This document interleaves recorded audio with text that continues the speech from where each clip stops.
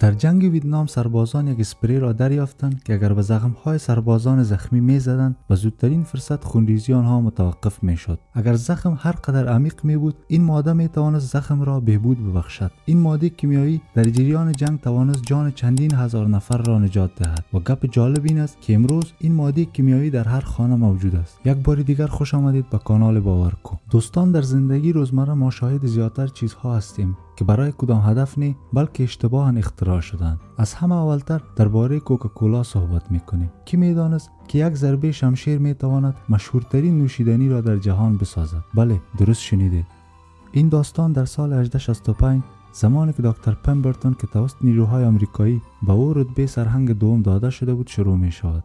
او در جنگ کولومبوس به یک ضربه شمشیر به سینه خورده بود. این زخم به قدر دردناک بود که دکتر پمبرتون از مورفین استفاده میکرد. این یک دوای اعتیادآور است که در آن زمان صرف در صورتی که هیچ دوای دیگر کار نکند از این استفاده میشد.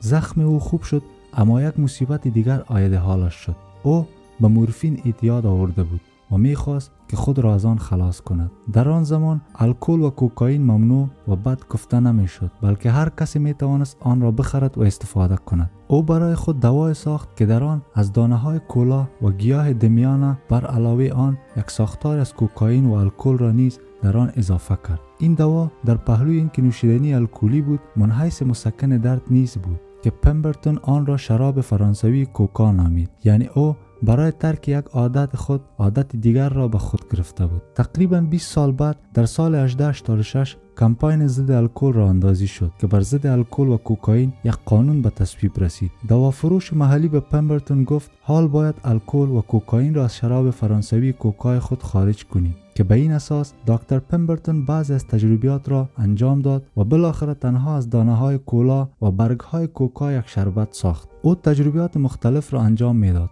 و به دوافروش محلی نشان میداد. اما در این تجربیات یک بار او اشتباهاً آب گازدار را با این شربت یکجا کرد. مالک دوافروشی آنقدر از این نوشیدنی خوشش آمد که برایش توصیه کرد که این نوشیدنی را برای رفع سردردی نه بلکه برای تراوت بخشی نیز باید نوشید. چون این نوشیدنی از دانه های کولا و برگ های کوکا ساخته شده بود، نام آن را کوکاکولا گذاشت و منحیث نوشیدنی تراوت بخش به فروش رساند. اولین کوکاکولای دنیا 5 سنت به فروش رسیده بود، ولی پمبرتون اعتقاد داشت یک روز کوکاکولا نوشیدنی ملی خواهد شد. به خاطر بیماری و ورشکستگیش او فرمول نوشیدنی را به یک غول تجارت به نام ایسا گریکس کندلر در بدل $238 فروخت. امروزه ارزش کمپانی کوکاکولا $260 میلیارد است. نمبر 5. آیا می دانستید که در زمان جنگ ویتنام یک ماده کیمیایی موجود بود که جان هزاران سرباز را نجات داد؟ دکتر منحیث کمک اولیه این ماده را بالای زخم اسپری می کرد که زخم به زودترین فرصت خشک شده و خونریزی استاد می شد. این ماده چیز دیگر نه بلکه سوپرچسب بود که امروز در هر خانه موجود است. از همه مهمتر این که سوپرچسب نیز اشتباهاً ساخته شده بود. در زمان جنگ جهانی دوم بزرگترین چالش سربازان این بود زمانی که به هدف شلیک می‌کردند نشانه درست به هدف نمی‌خورد. برای حل این مسئله سربازان آمریکایی به یک نشانه ضرورت داشتند که از پلاستیک شفاف ساخته شده باشد و از داخل آن هدف کاملا واضح معلوم شود. برای ساخت این پلاستیک شفاف تیم چندین طراح مواد کیمیایی ساخته شد که در آن دکتر هری کوور نیز موجود بود.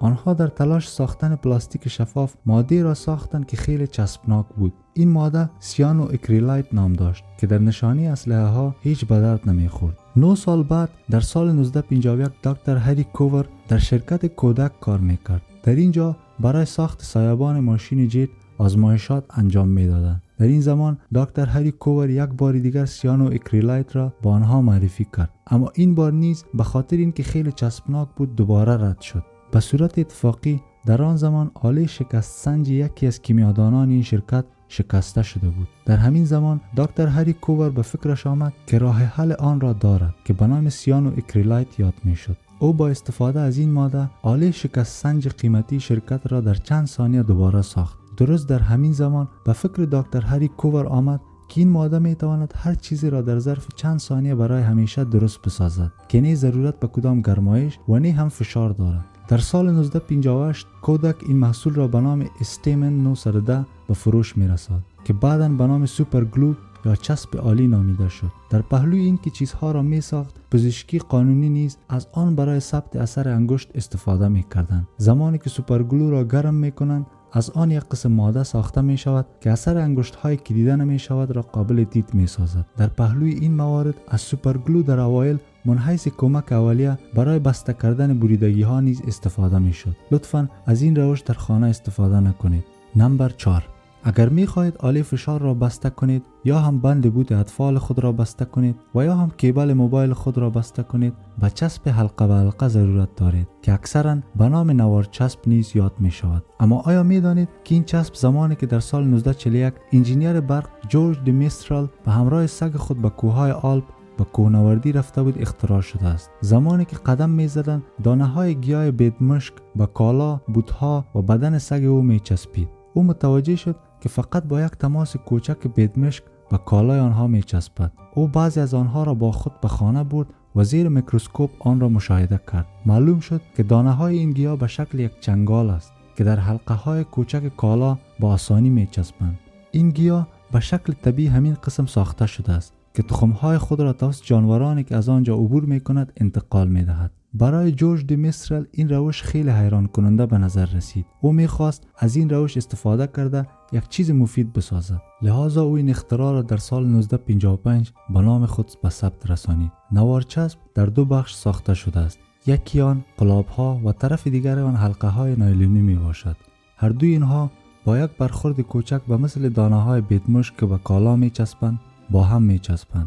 امروزه نوار چسب در 7 کشور ساخته می شود که در این کمپانی 2500 نفر کار می کنند. نمبر 3. قبل از جنگ جهانی دوم در خانه ها به جای گرم کننده ها از زغال استفاده می شد. اما بر اثر دودش در تمام خانه لایه های سیاهی می چسبید. در آن زمان پلیدو اختراع شد که این لایه ها را از بین می برد. اما بعد از جنگ جهانی دوم گاز طبیعی را من حیث منبع سوخت استفاده می کردند. اختراع نوح و جوزف که پلیدو بود دیگر مورد استفاده قرار نمی گرفت. اما در سالهای 1950 جوزف متوجه شد خواهرش که معلم مکتب بود، او برای ساختن مدل چیزهای مختلف توسط شاگردانش از پلیدو استفاده می کرد. از همین جا مفکوره به ذهنش رسید و کمپانی صنایع دستی رنگین کمان را راجستر کرد و آن را به اطفال به فروش می رساند. نمبر 2.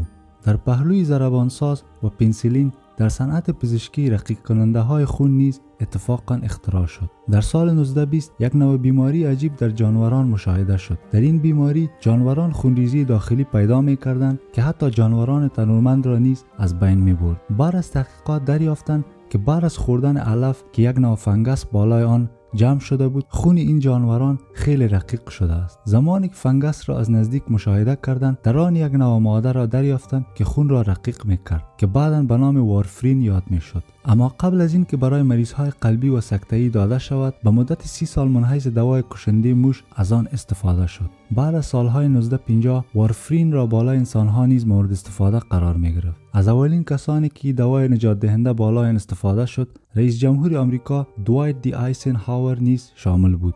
بالای او در سال 1955 یک حمله قلبی آمده بود که توسط وارفرین نجات یافت. بالاخره نمبر 1.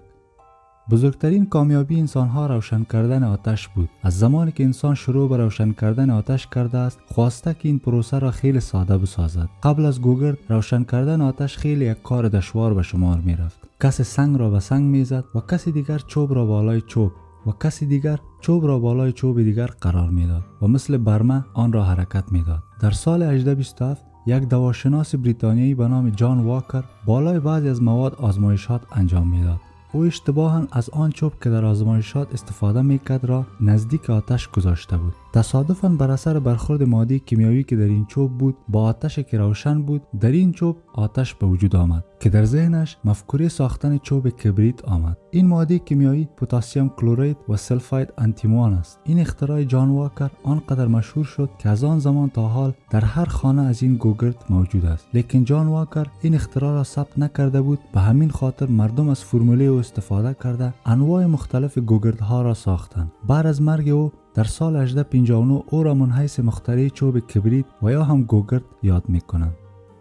امیدوار هستیم که این ویدیو نیز مورد پسندتان قرار گرفته باشد. پس ویدیو را لایک نموده چینل ما را سابسکرایب کنید.